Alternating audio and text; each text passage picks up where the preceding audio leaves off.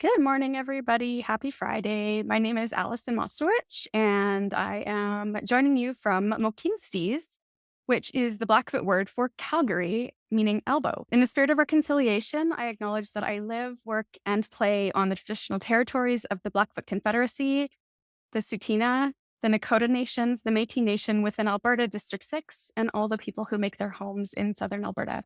For those of you joining us for the first time, a very warm welcome to you. We do these sessions every 2 weeks, and they're meant to bring people together in the sector to learn about new developments, people interested in different topics in energy efficiency. We try to highlight new research, findings from pilots, relevant ideas and innovations. So you're in good company. With that, it is my absolute honor to introduce one of our speakers today. Emilie Grenier is with Efficiency Canada, and she works with me in engagement and advocacy. And I am so pleased that she agreed to team up with me and give everybody a little bit of an inside look at what we do at Efficiency Canada. So Emilie and I will be presenting today, and we will take it from there. So I am going to share my screen for one. Give me 2 seconds here. Okay, how's that look, Emilie? Can you see my screen? Yep, fantastic. Okay, so Emilie and I thought that it would be an interesting opportunity to just give everybody a little bit of an inside look at what we do at Efficiency Canada. So Emilie and I have been working on the same team now for about 3 years, and we have a model that I'll mention. But I think the biggest thing that comes out of this model and the most important piece in this model is you, everybody who's listening and everybody who has a passion about energy efficiency. So we really wanted to take an opportunity to celebrate some wins that we've had over the past year. Sometimes it's incremental wins, sometimes it's big wins. And we've seen a lot of that over the past few years. So we wanted to take a peek at those wins and show you how you contributed to those and how you can keep contributing. So at Efficiency Canada, we use a model called, well, we kind of call it the triple threat. Corey has also referred to it as the three-headed beast. But essentially, the idea is that we develop sound evidence-based research.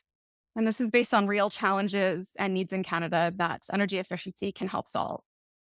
So Efficiency Canada started a little over 5 years ago now with the recognition that no one was pushing for better policy in this space at the federal level. And with the support of some very generous organizations and the contributions of some absolutely wonderful people, some of whom are on the call today, Efficiency Canada began. We definitely grew from humble root. And a lot of this was also founded on the theory that research needs to be used to be effective. So you see a lot of research done and it just sits on a shelf. That's not what we do here. So what Corey and Brendan built is still the root of how Efficiency Canada operates today.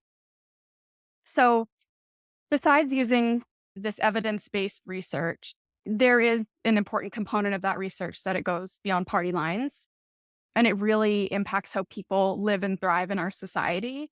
And that, especially in today's sort of political economy, is very, very important. From that research, we then equip people with the knowledge and materials they need to make a point. And this can be social media posts, this can be one-pagers, it can be blogs, it can be a lot of different tactics. But the idea is that there is very professional and well-researched information going to decision makers. And that's where you come in. You're here because you believe energy efficiency is a solution for some of our wicked problems. And many of you have taken big and small action, and we want to celebrate how even the smallest actions have led to wins. So this is very important work, again, especially in today's world. I don't need to tell any of you this, but we are in an era where truth and science is under threat like nothing we've ever seen before. So I wanted to share this picture. This is from the Hill Times, just I would say a few weeks ago. So there was a survey conducted, and it clearly stated that people are more confident in decision making if changes in policy are based on new evidence of the advice of experts. And 81% of Canadians wanted to see the evidence used in government decision making. So evidence is important to decision making, but we still have something to contribute as well. Whether what you share is experiential or technical, It either elucidates the problem or the solution and can contribute to the solution, both of which are critical drivers of change. You and the actions that you take are the reason that Efficiency Canada works and the reason that policy change happens. So Emily's going to take you through an awesome example that we are super proud of. Go ahead, Emily. Thanks, Allison. Yeah, so I'm here to give you example number one of how this model in our sector really broke through, and we saw a big win. So it would be difficult for me to start at the very beginning, at the start of the conversations, research, and organizing that came about to end energy poverty in Canada. I think in the early 2000s. So I'm going to start around 2021 when conversations seemed to ramp up, and we started to see once again some real movement at the federal level. So organizations like Efficiency Canada, like EcoTrust Canada, businesses like Cambo Energy Group, municipalities like Calgary, and academics like Milan Hiba, among so many other examples on all fronts, of course, initiated so many tactics to raise the ambition of solving energy poverty in Canada. So on the screen, you see some screenshots of all sorts of different tactics.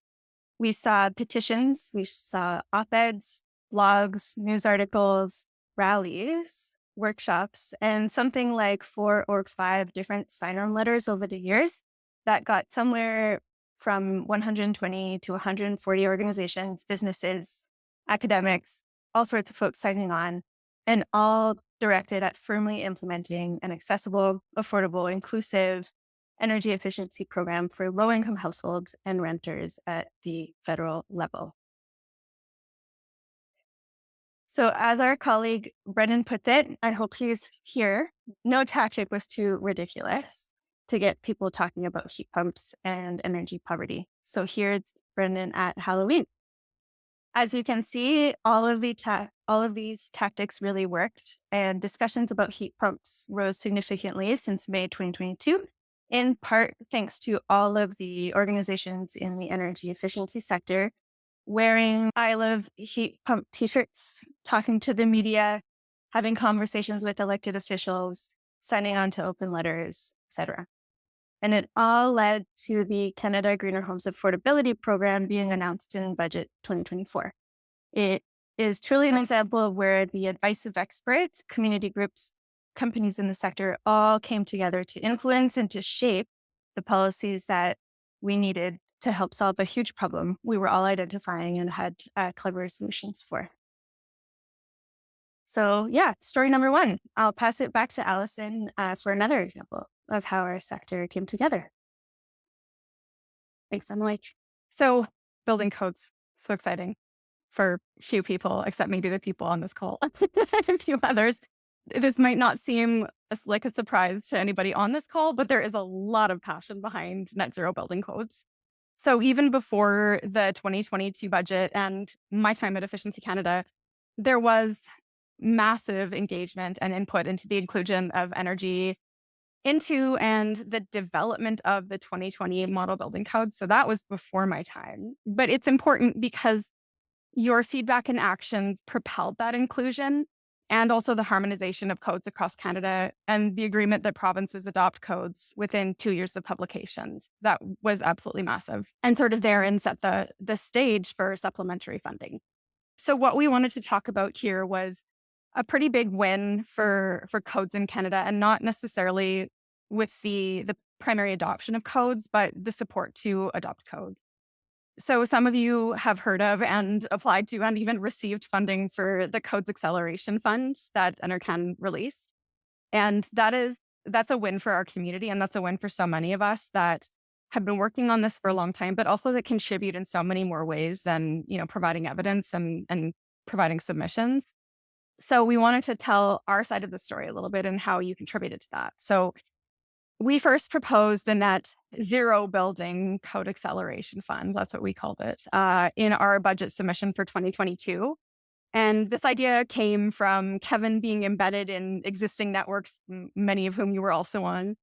When we were developing the idea, we also drew inspiration from a group in the US called the Codes Acceleration Project.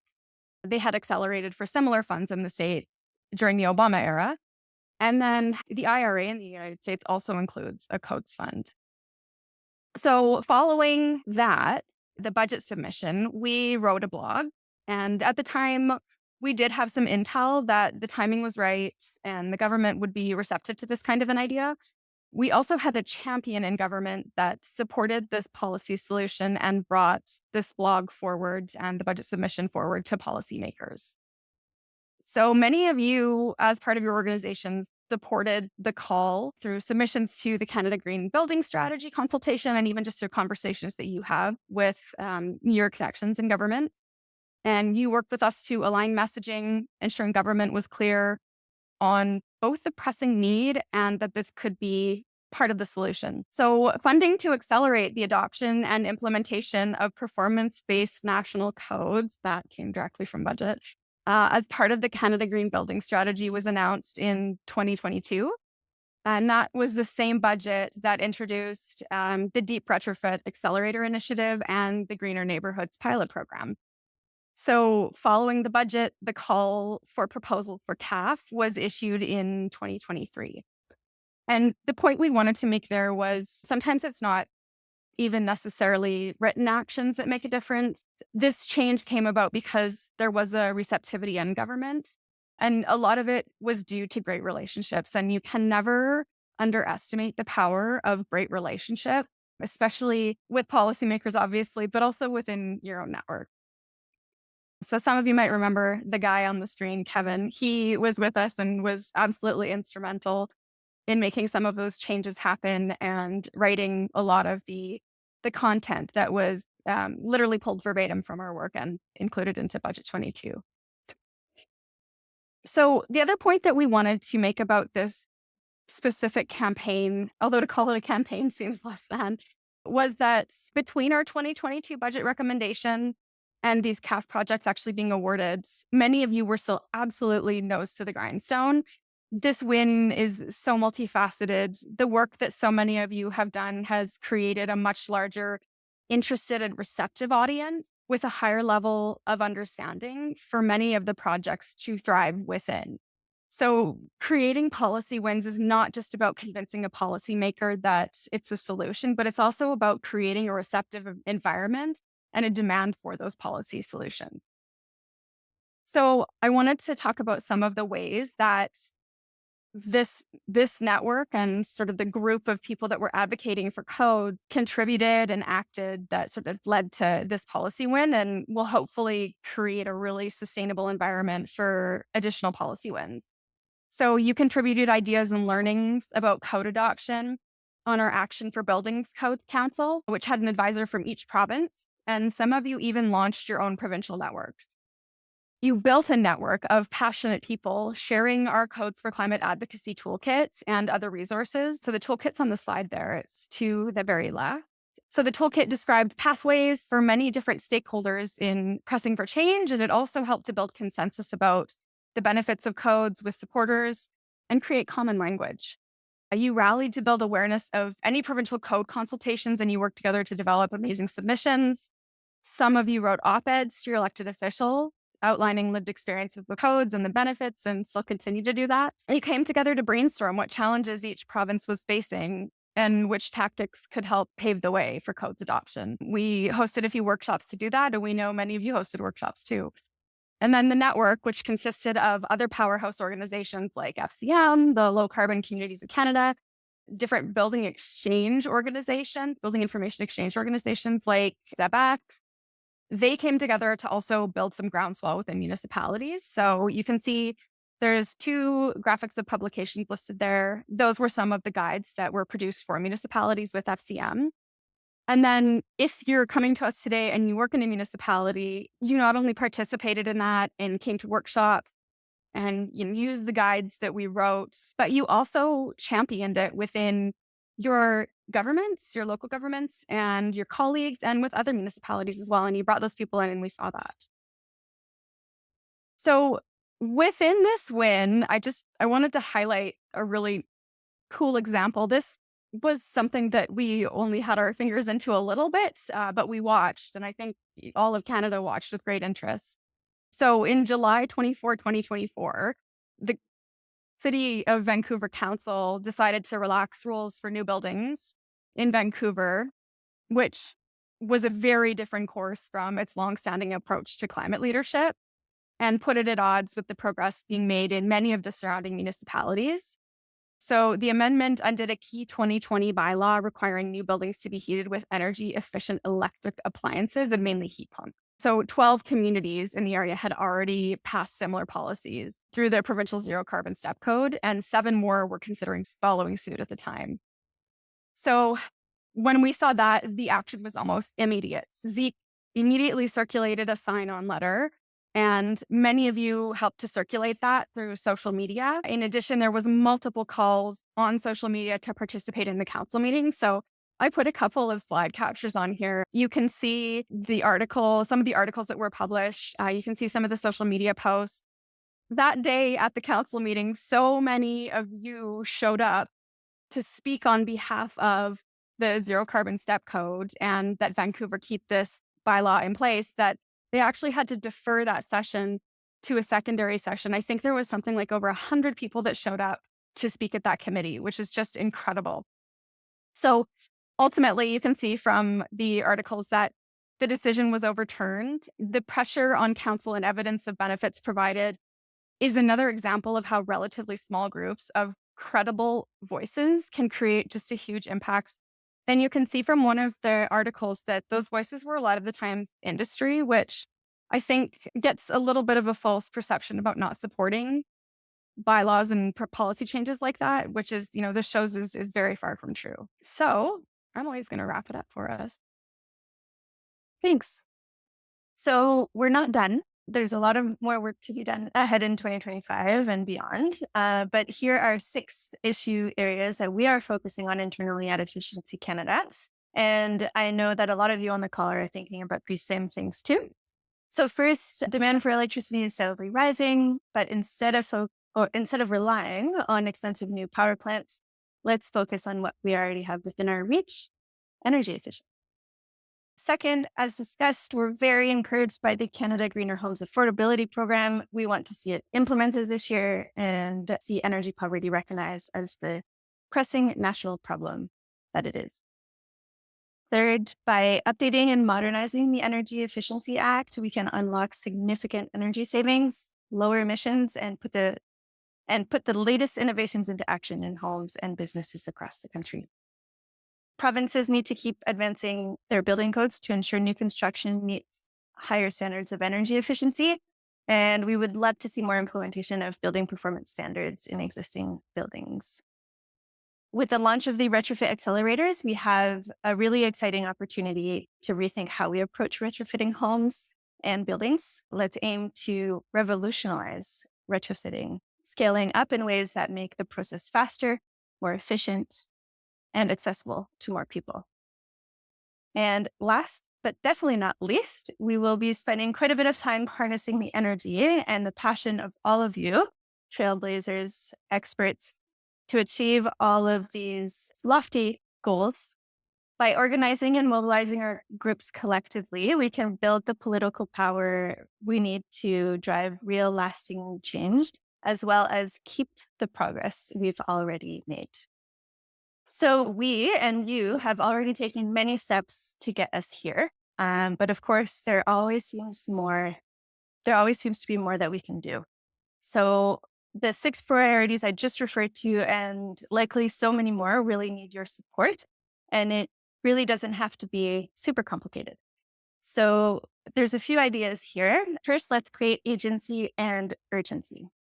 We can share critical information, raise awareness, and open doors for input into the systems that shape our future and our energy future. We can build a groundswell by bringing more people into the conversation, connecting people to each other in your networks, and inspiring new people to get involved. And finally, share your experiences, whether it's through social media, contributions to consultations, or direct conversations with your decision makers. Your voice matters and can influence change. It's a bit corny, but it's true. If your organization works on the ground with communities, as Allison was saying previously, your insights can really shape policies to better reflect real world challenges and opportunities. whether it's how programs reach people in energy poverty or the barriers faced by rural and remote communities. Your voice is critical to shape these policies.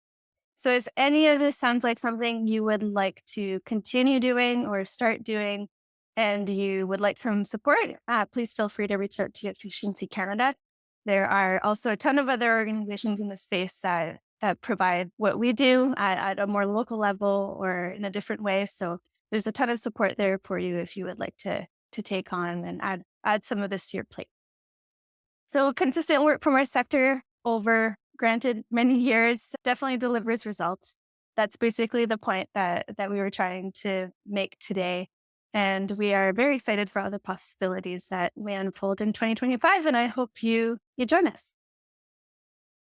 So we're going to take some questions because I was sharing my screen. I have no idea what's in the question box, which is new for me. Normally I'm watching it as someone else is presenting. So let's see what's in there. And I will just give the caveat that Emily and I are not technical experts. Our expertise is, behavioral science, advocacy.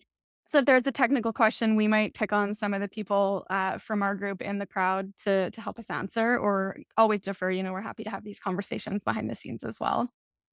Okay, so Allison is asking, who do you collaborate with or gather your research from? Is it peer reviewed?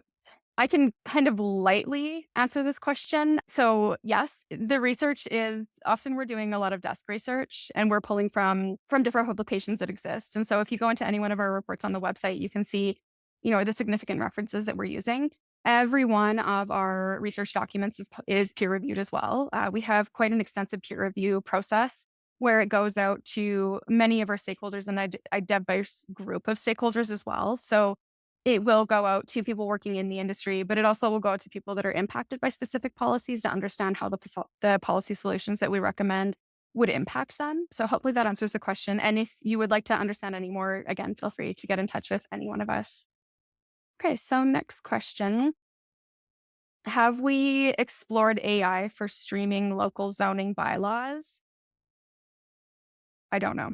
I do not have an answer to that question, Jonathan. I'm sorry. But again, happy to chat in the background. One of our policy researchers might be looking into that, and I'm absolutely happy to connect you with them.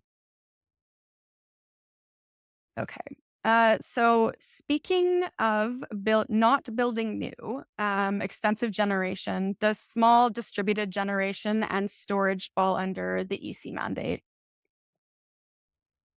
Our mandate is, I mean, our mandate is energy efficiency, but we have been known to delve into electric vehicles and policies that are like a little bit more outside of the sort of traditional energy efficiency space.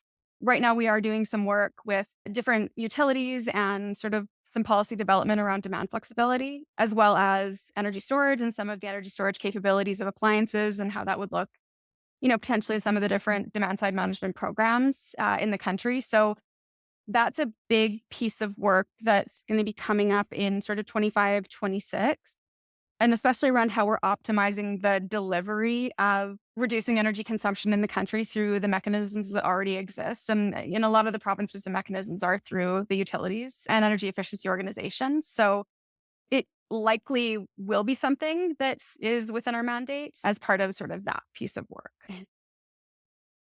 All right.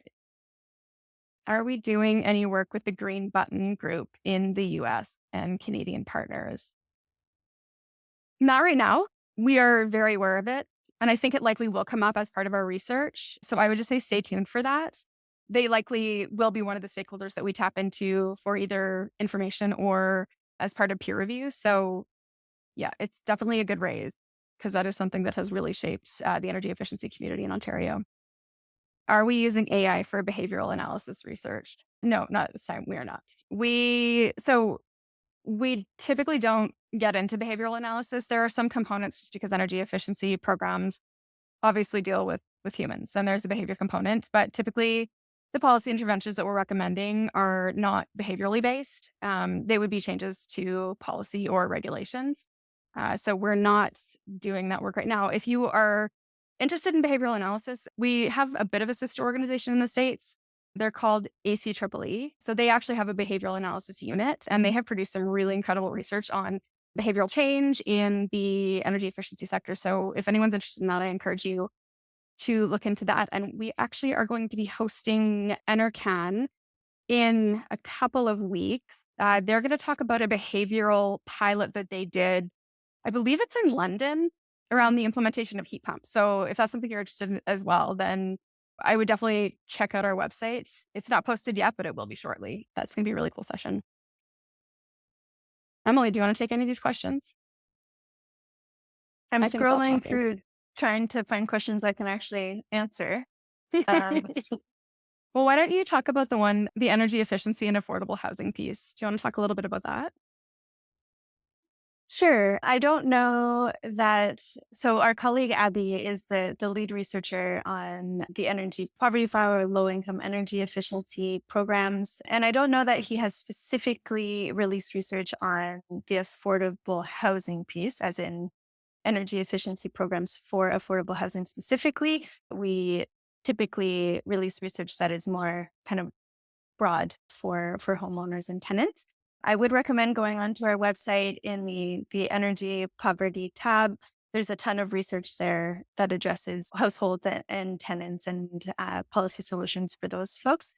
That said, I know that there are organizations that are specifically thinking about affordable housing retrofits, and perhaps we can connect with you and share some research and some work happening on that file after our chat. Great. Okay, maybe I'll pull another question out next. So, who are our main ecosystem partners for the Indigenous space, and how do we collaborate with them? Well, let me think about where to start. So, there's quite a few organizations that work in the sustainability space that are either Indigenous run or Indigenous owned. And that includes organizations like us that do sort of policy development or policy recommendations and research. There's also organizations that have courses and programs specifically for Indigenous communities or Indigenous peoples looking to get into energy efficiency, the energy efficiency workforce. And then there's also companies that are actively on the ground delivering energy efficiency programs, usually in partnership with some of the different utilities and the different energy efficiency organizations. So we try to stay connected to most of those organizations, and we try to be a partner in sharing the research. And what we did last year is we actually started a community of practice for the different organizations that are delivering energy efficiency programs across the country. And those are sort of the people that would be planning and implementing different programs for Indigenous communities across Canada. And, obviously it differs where you are depending on climate, depending on geography, depending on the different cultures of the different communities that you're working with and the different sort of protocols. So we brought the people together that are designing some of these programs, and we try to connect them with other organizations that are doing research. So there really is like a connectivity of knowledge there, as well as a focus on best practices about how to serve Indigenous communities. And there is a high focus on hearing Indigenous voices too, and making sure that Indigenous voices are in the room as we're having those conversations. And then maybe the other piece that I'll mention is our lead researcher on energy poverty, who Emily mentioned, Abby. He is undertaking some work with an organization called Ishkade. And Ishkade is pretty new. They haven't done a lot of sort of awareness building about their organization yet, but they do have a research function. And so Abby is going to be working with them to plan and deliver some workshops about energy poverty in Indigenous communities. And then he's also going to be undertaking some research with them about how being in arrears with utilities impacts Indigenous communities as well. So those are some of the ways that we're partnering with different Indigenous organizations and also trying to just, promote the work that they're doing. And if they're calling for policy change, to also promote that as well and try to be an ally to those calls for change. I can try answering Connor's question about advocating for the involvement of energy advisors in retrofit programs and net zero building goals. Again, our colleague Abby is doing some thought, some thinking, and some work on this. I do have some links I can share with you, Connor, just in the chat. But yeah, he's been doing a ton of work connecting with HVAC contractors and contractors more generally that are working in the energy efficiency space. And we've released a paper on how small business owners and contractors need to be better supported to support the transition and the investments in the sector. So Abby will say it better than me in these reports. I'll share the links in the chat. I think that's something that we've also been following since the government essentially shut that program down when they did. So it was sort of the precursor to the affordability program. That's something that we connect with. So there's an association of energy advisors that we connect with, and there's all the service organizations, some of whom are our allies. So we were, they didn't need much help in getting organized and advocating for their own needs, but we did try to help wherever we could and share, if there were sign-on letters, we would try to share the sign-on letters and just convene people to have conversations where it was necessary. So that definitely is one of the pieces of work that we're looking at doing. And Emily's actually working as well on some education building. So since the election happened in BC, there are quite a few new MLAs in BC. And so I think some of the work that we're looking at to support energy advisors and the use of that service and the necessity of that service is educating the different policymakers and the different elected officials about the importance of not only that, but energy efficiency. So that's one of the campaigns that Emilie is sort of rolling out in the background, is to get some of the energy advisors in BC, as well as the energy engineers in BC, to talk to their MLAs and to share some of the research that we have, just so there's some reading material as well, but also share those lived experiences that we were talking about. So that's one of the ways that we're trying to support that in BC right now. A lot of I think it is the London project. So Jonathan was asking if the behavioral science case that I was mentioning is the Hydro London project. I believe it is. I haven't looked at the description yet, but that is, yeah, I'm sure that's what Enerchem is referencing and what Hydro London will come on and chat about. So yeah, keep an eye out for that. It'll be on a discovery session in the next few weeks. I can also see people posting some of our reports in the background. So thank you for doing that. That's very helpful. This is an interesting one. Do children in public middle high schools as well help raise awareness? It so it's not something that we at Efficiency Canada do, but ironically, it's something that a lot of our staff have a passion about. So one of our staff members, Kelsey, she actually started a nonprofit on the East Coast, and it was about bringing kids into this space and teaching them, giving them skills, but also giving them education around the environment. And I myself am on a board of directors for an organization here in Alberta, where I am, called Inside Education. And their role is to teach teachers. So there's a lot of professional development, but to also teach kids in an unbiased and super fun format. I wish we as adults got to use the formats they use about, so many different components of the environment, but certainly, energy generation, energy use, the pros and cons and some of the drawbacks of those. So there are a lot of organizations that exist to help teach kids and raise their capacity, but also raise the capacity of the education system to sort of go beyond what's mandated and to really make it experiential for them. And it looks like Emilie has something to add as well. Yeah, not quite public middle and high school level, but we are starting a new partnership with an organization called New Majority, who is connecting with youth under 30. So almost almost this group of folks, but not quite high school still. And we will be connecting with the youth and sharing some insights about energy efficiency and how they can get involved in the sector, different jobs in the sector, and really trying to grow our energy efficiency sector and our workforce through education and yeah, different opportunities to get involved. So not quite the age group, but yeah. I think we've got time for one more question before we, pardon me, break for the day. So this is an interesting question, and I think it's something that's on everybody's minds right now, just because it's all over the news. Will we change our approach with the USA change of government? And if we will, can we briefly outline that? So I would just say there's a lot of things happening in the political ecosystem right now in our country. And, we're watching very closely what's happening in the States. And, Trump walked back on the tariffs just yesterday. So we don't know what those tariffs are going to look like, or if they're going to be implemented, or when they're going to be implemented. But that is absolutely going to have an impact on, many of the organizations that are manufacturing, distributing high efficiency appliances, and if we're importing these appliances from the States as well. So it potentially could have a huge impact on our sector. And, I will just say that as we kind of watch the political ecosystem in Canada and how that's evolving, which is, I think the technical term is a bit of a hot mess right now, with government being prorogued and the clean electricity regulation kind of dying on the vine. I just think it speaks to the importance of, what Emily and I are trying to demonstrate today.